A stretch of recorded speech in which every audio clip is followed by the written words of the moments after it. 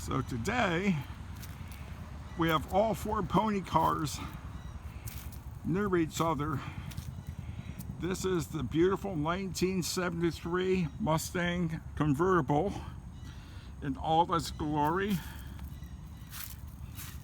It has just about 21,000 original miles after being barn stored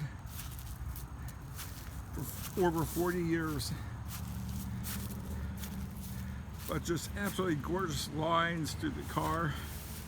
And next to it, we have the 2020 Shelby GT500.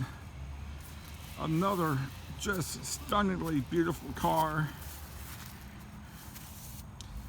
And with 760 horsepower coming out of his 5.4 liter supercharged engine, it is one of the faster, if not one of the fastest production cars made in the Northern America area. Here we have the red 69 Shelby GT500. This is the older cousin of the white Shelby.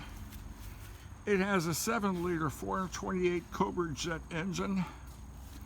They both came with factory air conditioning. Very comfortable to drive.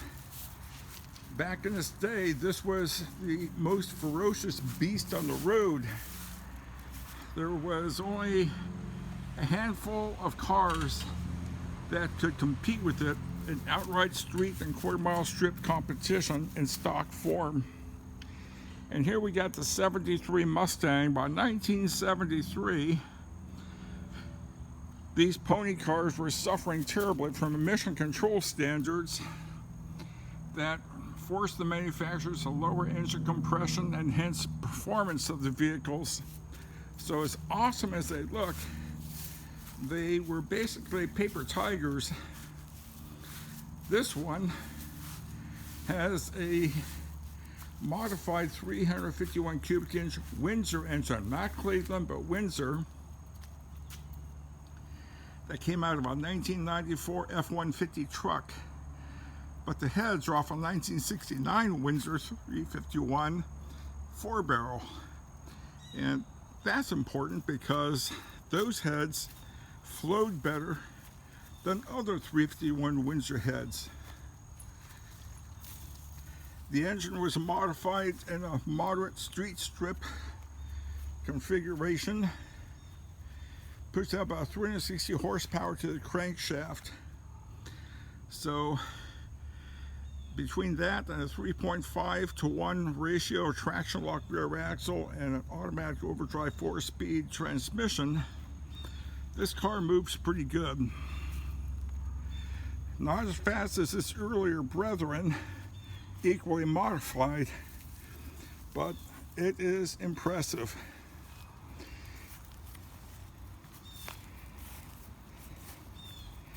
Gonna work my way down to the back of the red Shelby, just because. There is the 428 cubic inch call out. The call out on the Mach 1 is basically the color of the car coming through the black out treatment for the hood. We use a paint stencil for that, not decals. So it's kind of special in that regard.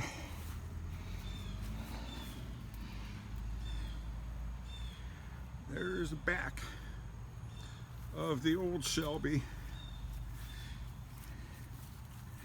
Notice the antenna for the radio is in the left rear fender, or quarter panel I should say, as opposed to the right front fender like most Mustangs. There's a reason for it.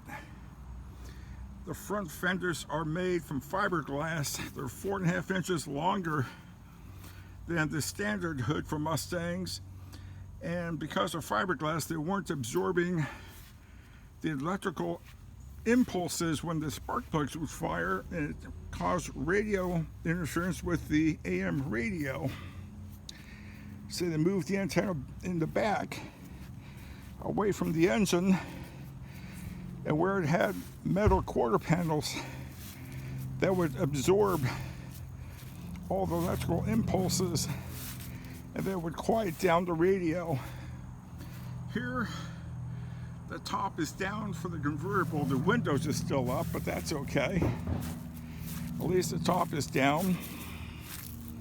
So now we'll get a look at the car from behind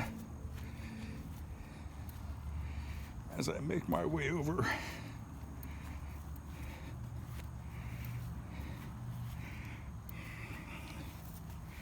And you see how pretty the cars are from behind.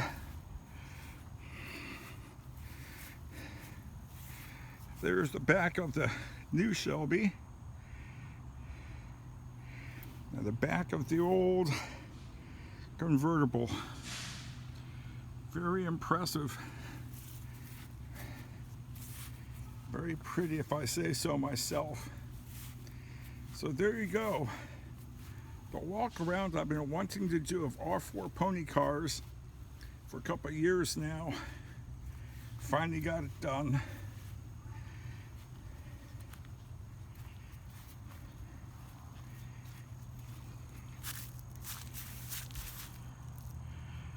And just like that, nice broad sweep of them all.